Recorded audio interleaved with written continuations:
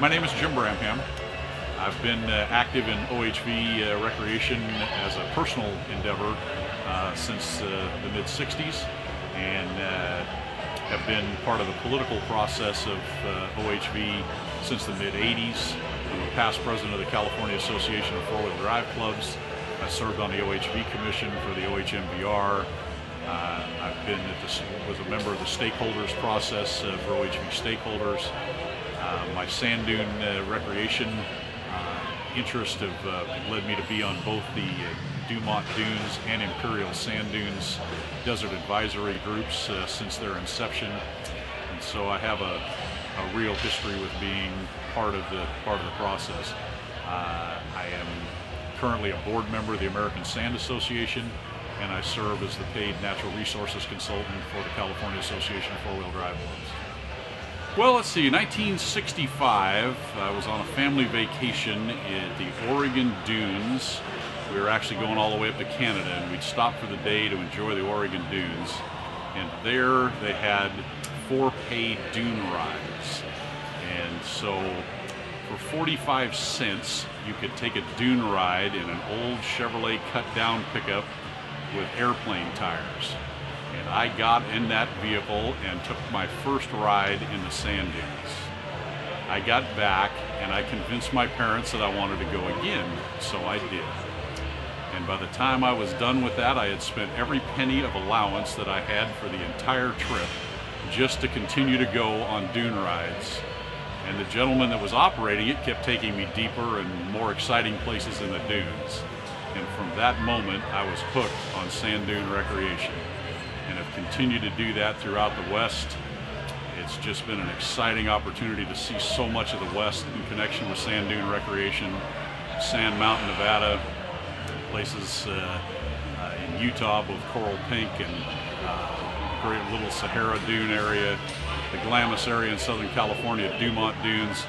But the place that I enjoy to go the most for sand dune recreation continues to be Oceano Dunes. The ability to camp on the beach, enjoy the recreation, bring the family, have family time at the beach. Our time to go is October every year, and we have been going on Columbus Day weekend to Oceano for 40 years almost, and just enjoy the daylights out of it. I've raised children and now grandchildren there, and just absolutely enjoy the sport, the introduction of it to many people outside my family, many of whom continue to camp with us on a regular basis all throughout the West.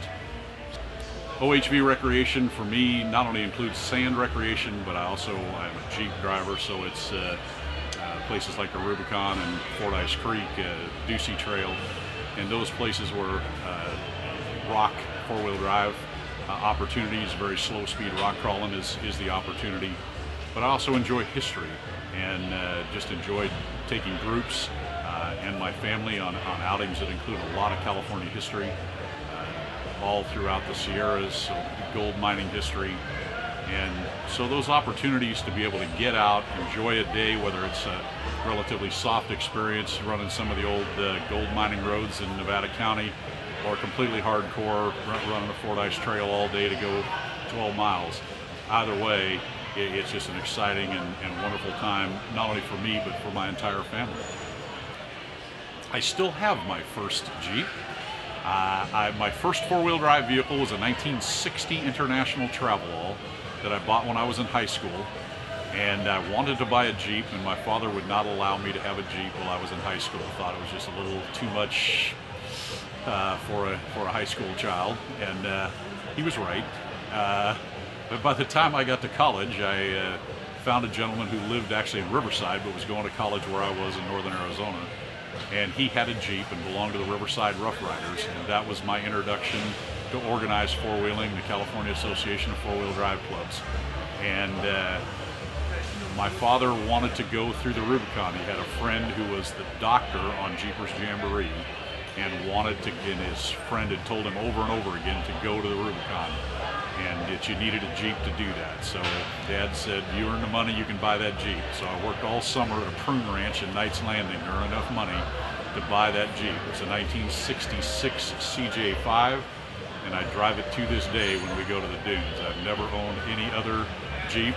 My daughter owns a 1947 flat fender Jeep, but my Jeep that's just Grandpa's Jeep. That is what it is, and it's obviously been rebuilt and repainted and redone, but it still contains the original body tub and the original front axle housing, but everything else has been changed at least once. So did you get to take your dad out on the Rubicon? Absolutely. He got to go twice. Enjoyed it absolutely immensely, being able to go up there. Went on Jeepers Jamboree twice, and I subsequently figured out I could do that without going on Jeepers Jamboree, and continue to do it on a regular basis. But Dad just his health had gotten to him at that point where he just couldn't continue to do that. But we spent hours together exploring the country, all the history of Nevada County and Sierra County, those kind of softer experiences, and Moab, Utah together. Back when you could still drive in Monument Valley, Arizona, we did all of Monument Valley together. So we did a lot together, but as far as the Rubicon, he only was able to go twice. I was actually going to fly him in there years later in a helicopter. Mom said, no, you're not going to do that. But I was just going to pay the helicopter experience just to fly him in there so we could meet him. Didn't get that done, which is I'm disappointed that didn't happen. Fondest memory of a trip on the Rubicon? Well, besides the first, obviously, for being so excited and being worried, not having done that kind of experience before, and just being nervous about that. But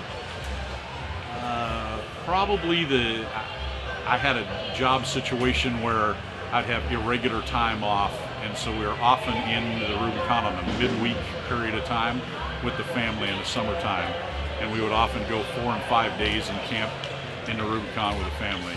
And those bonding experiences, fishing and hiking and exploring and watching the kids rock climb, are just the most special moments. My kids still talk about the weeks that we spent just hanging out in the Rubicon. We just leave whenever I got home. They were off all summer, and I would get home and have 3 or 4 or 5 days off. We would pack the Jeep, the trailer, and run to the Rubicon and hang out until basically we ran out of ice and drive home. Eat the food that we had, eat the fish that we caught, and so those were special. Probably the most memorable, as far as memory, wasn't actually a family trip. It was a trip that was organized through the division, and we were taking the press and interested political types from the counties and federal government up through the Rubicon. And so I had 100 people through the Rubicon for 3 days, and had to do all the cooking and food purchasing and distributing the food between the various people. Had to find 50 volunteers to drive 50 people, so we had 50 vehicles driving 50 guests. Spent the first night at Spider Lake, second night at Rubicon Springs, and got everybody shepherded through there and out, and just really did a great job publicizing the area, and at that time answering a lot of questions that were coming up about concerns about the Rubicon. And it was a good outreach, it was a good opportunity, but from a logistics standpoint, very interesting logistics opportunity. So is the Rubicon your favorite trail to run in California?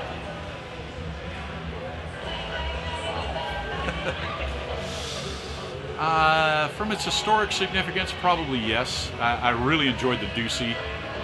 It's been an experience that's just a unique trail, doesn't get a lot of use. And the best description I've heard of the Ducey is it's not rough enough to be difficult, but just rough enough to be annoying. And so you just bounce along for hours at a time, but the scenery is just unbelievable. 9,000 feet, every campsite's over 9,000 feet. You're looking across the Sierras all the way to the White Mountains on the east side. And so it's just a unique opportunity to go there, and obviously it's only open when the snow is not available. And Fort Ice Creek, wonderful trail. Hell Hole, a wonderful trail. Barrett Lake, a wonderful trail. If it's rock, I've probably been on it, and I would still say, I guess, that Barrett Lake is my absolute favorite rock trail. And just being able to get in there and camp at the lake, and the trail is just difficult enough to really challenge a vehicle, and long enough that you know that you've been four-wheeling most of the day, but not so long that you're exhausted when you get to camp. It's a great opportunity.